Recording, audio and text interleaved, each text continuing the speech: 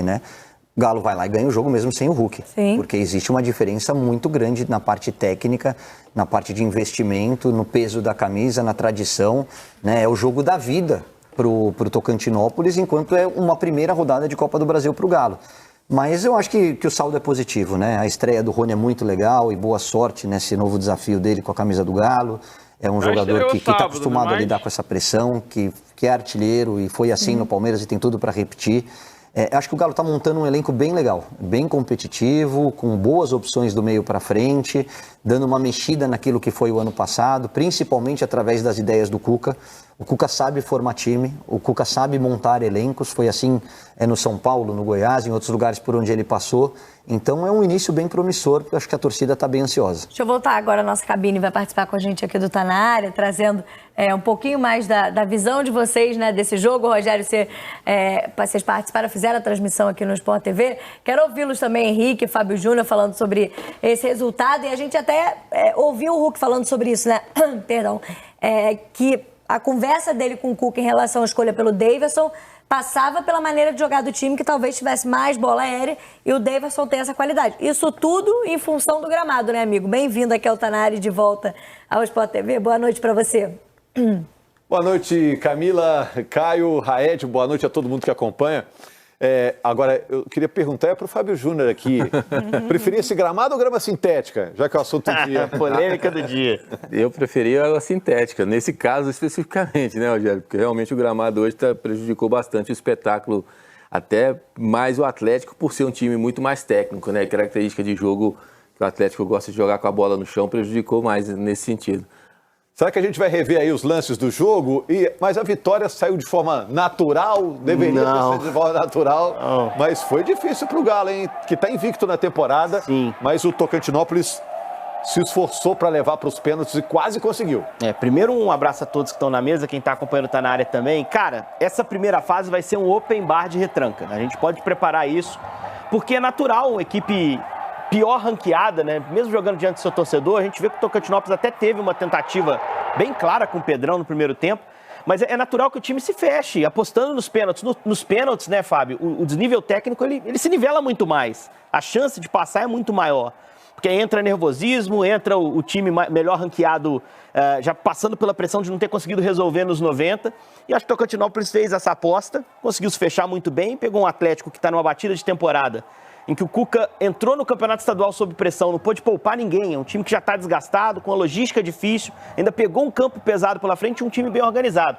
Acho que isso sintetiza o que foi a falta até de criatividade e chance do Atlético no primeiro tempo, né, Fábio? Eu acho que a gente falou muito durante a transmissão também em relação à questão das condições do gramado, as possibilidades de jogo, né? A gente não pode deixar de lado isso, mas ao mesmo tempo nós temos que analisar que o Atlético, independente da situação do gramado, independente de outras situações que aconteceram no jogo, é um time muito superior tecnicamente. Então poderia, de repente, até ter definido o jogo de uma forma mais tranquila. Essa bola do Rony, pra mim, tem muito do gramado. Né? Ele, essa tem, que ele não consegue... Sai no intervalo reclamando. Você vê que ele não consegue, quando ele tenta dominar, a bola acaba quicando, aí ele perde o domínio, perde o controle. Ali, na verdade, ele acaba sendo desequilibrado. Mas, enfim, eu acho que a ideia do Tocantinópolis era essa, né? Era se fechar, né? E tentar levar o jogo para os pênaltis. Conseguiu isso até em boa parte do jogo, até no finalzinho quase do segundo tempo, né? Onde aconteceu a penalidade muito bem batida pelo Hulk. A gente está vendo as oportunidades, né? O Alonso também ali já estava bola quebrada, né? É difícil você conseguir construir uma jogada trabalhada, Rogério. A gente vai ver que no segundo tempo tem uma mais clara do Rony, né? Se não me engano, é exatamente esse lance. A bola vem do zagueiro, ó. É uma bola que num jogo difícil desse você tem que trabalhar para cravar. O Rony perde uma chance melhor do Atlético no jogo. E se faz, o jogo condicionaria a favor do Atlético, né? Mas o time seguiu batalhando até o fim. O Hulk entrou já no intervalo. O Cuca foi fazendo mexida para colocar o time para frente, né? O que ele tinha de jogador ofensivo no banco, ele foi colocando. Acho até que eu não tiraria o Daverson no intervalo. Acho que uma combinação talvez melhor fosse Hulk com o Daverson. E não necessariamente você precisaria tirar o Rony, você poderia abrir ele no jogo. Enfim, colocar ele na ponta porque ele tem essa versatilidade. Mas acho que as mexidas empurraram o Atlético para frente, deram ao time o volume de jogo final, né, para tentar fazer o seu gol e através do pênalti esse gol acabou vindo para descomplicar o jogo. O Rony foi o cara que teve mais chances, né, Fábio? Como é que você vê esse início dele no... alguma oportunidade, essa dele de cabeça, então ele ameaçou a bicicleta, né, aquela que a gente já conhece. Mas ele realmente teve mais oportunidades, estava mais presente dentro da área também, aproveitou bem os espaços, né, aí acaba sofrendo o pênalti. O pênalti é tão desnecessário, né? A cavada é longa e estava coberta, ó. O zagueiro ia chegar primeiro, né? Não tinha necessidade de fazer isso aí, mas ali naquela ânsia de marcação dentro da área, ali o zagueiro tem que ter cuidado, né? Dentro da área, a área sempre protege o atacante. Então acabou sofrendo o pênalti e aí o Hulk, com toda a perfeição do mundo, coloca essa bola lá em cima, forte. Impossível de chegar nessa bola para fazer a defesa, né? Até para bater pênalti você tem que ter a tranquilidade, porque era um momento decisivo onde você precisava finalizar. Então o Hulk mostrou tudo isso na partida.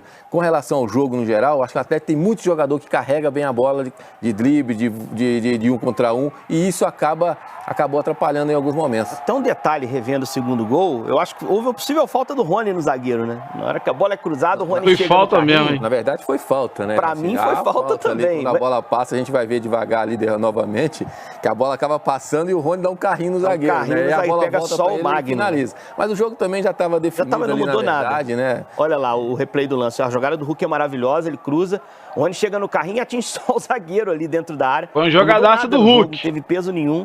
E aí não custa a gente lembrar, né, Rogério? Até a terceira fase não tem VAR. A partir da terceira, o VAR começa a atuar. Cara, mas vamos falar a verdade. O Rony entrou, parece que ele já está no Atlético há muito tempo, né? No jogo que ele entrou também na rodada passada. No jogo passado, quando tomei esse, ele vai ser titular. Muito bem. A sensação é que ele vai ser titular. E hoje, novamente, né? Tá bem solto dentro do campo, né? Se encontrando ali com o Hulk, com Scarpa, movimentação, enfim. Parece que ele já está no Atlético há um bom tempo já jogando, porque entrou nesses 2 últimos jogos, ele foi muito bem. Olha só, Camila, Caio, Raed, agora o Atlético aguarda o adversário, que será uma equipe do norte do país também, né? Vai jogar contra o Independência do Acre, ou então o Manaus do Amazonas. O jogo é amanhã, né? Vai sair aí o adversário do Galo na segunda fase da competição. E a gente está com os boleiros aqui, você aí também, Camila. Eu fico pensando que o campo ruim dificulta a corrida, dificulta o drible, o passe. Agora, a finalização, faltou um pouquinho de pontaria, né? Em alguns momentos dava para finalizar melhor e até por isso o Galo ficou esperando até depois dos 40 do segundo tempo para garantir essa classificação que parecia tranquila. Exatamente isso. Obrigada, Rogério. Obrigada, Henrique, Fábio. Ótima transmissão aqui no Sport TV. Obrigada pela participação também no Tá Na Área. Até brinquei com a Ed, parecia, a gente estava ali assistindo os bastidores e falou, acho que teremos alerta de pênaltis. E aí, claro, uma cobrança de pênalti, mais uma vez o Hulk é decisivo, porque esse sim, né? Se tem um cara para decidir, Hulk tem sido assim para o Atlético Mineiro. Mas bacana ter um gol do Rony também, né? Embora a gente possa discutir, não tem VAR nessa primeira fase, se tivesse, haveria ali uma falta do Rony, do jogador adversário, mas enfim, tem a primeira oportunidade como titular, entrou no último jogo, mas já balança as redes, já chega colocando seu carimbo ali no Galo. E o Rony é um cara consagrado, super campeão pelo Palmeiras, então não precisa ser avaliado, mas é um ótimo cartão de visita, cartão de chegada para a torcida do Galo, né? Porque ele sofre o pênalti, que o Hulk acaba convertendo, e faz o gol depois de um golpe de MMA que joga o lateral dentro do gol, mas acaba se levantando e fazendo o segundo gol. Mas sabe o que eu acho muito legal da gente falar desse jogo? Passou o melhor time, o Atlético foi superior durante o tempo todo, mas é legal a gente enaltecer a mudança de regulamento. Porque quando você transforma esse jogo num jogo eliminatório e um empate sendo decidido nos pênaltis, faz com que o time grande, no caso o Atlético, que tem mais investimento, que tem mais qualidade técnica, leve mais a sério a competição. Então a gente vê um time quase todo titular, com Scarpa, com a linha defensiva e Everson no gol, e só o Hulk sendo poupado, né? Com a estreia do Rony, dos jogadores que chegaram, o Coelho ali pela direita, o Daverson no comando do ataque, mas você vê que o Galo leva um pouquinho mais a sério, você vê que essa mudança de regulamento provoca esse tipo de comportamento, mas ainda temos que lamentar o estado dos gramados, né? Porque aí joga o nível técnico da partida lá para baixo, aumenta o risco de lesões. É claro que não são todos os times que têm condições de fazer esse tipo de investimento, mas para a gente que preza por um bom espetáculo, pela integridade física dos atletas, a gente tem que bater nessa tecla e o gramado realmente deixou muito a desejar. Isso era algo que tinha que estar como prioridade da organizadora da competição, né, Raed? A CBF tinha que ter, se alguns clubes não têm capacidade ou não conseguem financeiramente, ou com apoio da confederação, ou mudando os estádios, enfim. Hoje a gente está tendo uma discussão em cima de gramado sintético ou natural.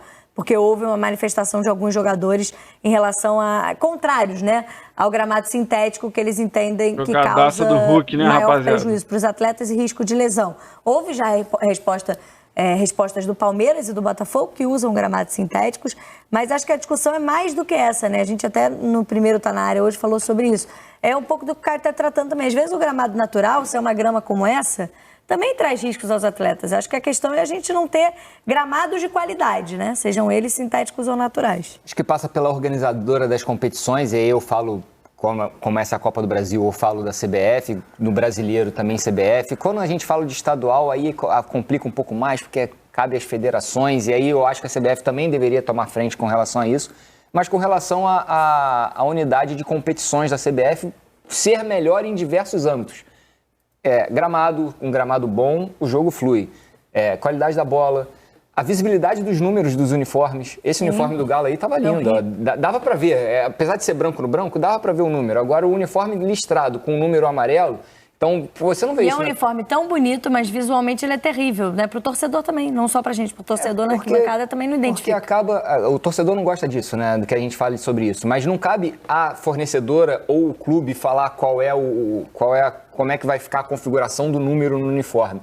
Cabe à organizadora do campeonato falar que, a partir daquele momento, o número, que é uma informação, tem que ficar visível e criar uma forma disso acontecer, como acontece na Premier League, por exemplo. Ninguém reclama, por exemplo, do número do Newcastle, que também é listrado em preto e branco na vertical. Por quê? Porque a organizadora da Premier League faz com que os times se adequem à numeração e à visibilidade dos números para que a informação passe para todo mundo. Porque aí, como você destacou, né, Caio, a gente hoje tem... E era uma preocupação até na escalação, quando o Cuca foi perguntado sobre a formação que ele usaria, porque hoje houve duas mudanças entre os titulares, né? O Rony começa jogando, não o Rubens, mas principalmente o Hulk, como opção no banco de reservas, começando a partida com o Daverson. E aí a preocupação, ele falava, as áreas estão muito afetadas, a grama está muito alta, e aí, claro, para um jogador do talento e da necessidade do Hulk para o elenco do Atlético, houve também uma preservação dele por conta ainda também do gramado. Não só a questão física da quantidade de jogos em que o Cuca vem repetindo do time, mas também pela questão do gramado. Então, isso acaba influenciando também em quem entra em campo e quantos minutos cada jogador fica em campo numa partida como essa. Você tem que tomar cuidado com os seus principais jogadores. Foi o que o Galo fez com o Hulk, pela sequência de jogos, pela importância que ele tem dentro da equipe, por você ter a volta do Campeonato Mineiro, da semifinal, que vale uma vaga na decisão. Então, acho que tudo foi acertado. E vamos... para ser bem sincero. Bom, rapaziada, esse foi o corte que eu trouxe para vocês aí, vendo a análise toda do jogo. Claro que a gente imaginava que seria um pouco mais fácil, mas a questão do gramado atrapalhou muito o Atlético. Gramado pesado, né?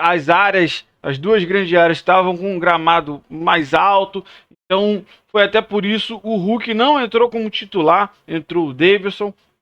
Então, como eles falaram muito bem ali, atrapalhou muito o Galo, o gramado, porque o Galo é o time de posse de bola, de toque de bola qualificado, né? Então, você viu ali um lance no primeiro tempo, que o Rony, a bola quica, ele perde o tempo da bola por causa do gramado. Enfim, o Atlético sofreu até o final, mas muito pelo gramado, que atrapalhou demais o nosso time, que é muito qualificado. Mas, mais uma vez, brilha a estrela do Hulk, né? E de Rony. Bom, rapaziada, essa dupla de ataque, ninguém para, hein? Ninguém para. O Rony sofreu o pênalti e o Hulk bateu tranquilamente. E a jogada do segundo gol, cara, jogadaça do Hulk, cara, tá jogando muito e, sinceramente, a gente precisa ver o Hulk na seleção. O pessoal da ESPN, o Neto, cara, a grande mídia já vem falando, Hulk merece uma vaga nessa seleção, que a seleção tá água de salsicha, precisa de um cara experiente igual ao Hulk na seleção. Então, eu quero que você participe com a gente, deixe nos comentários aí o que você achou do jogo, tá? E dessa possibilidade do Hulk na seleção. Valeu, rapaziada. Você que não é inscrito, dá aquela moral pro canal, se inscreva, ative o sininho para não perder nenhuma novidade aqui do seu Jornal do Galo e deixa o like. Rapaziada, é muito importante você deixar o like, que ajuda demais o canal para chegar para muito mais atleticanos. Valeu, rapaziada. Um grande abraço.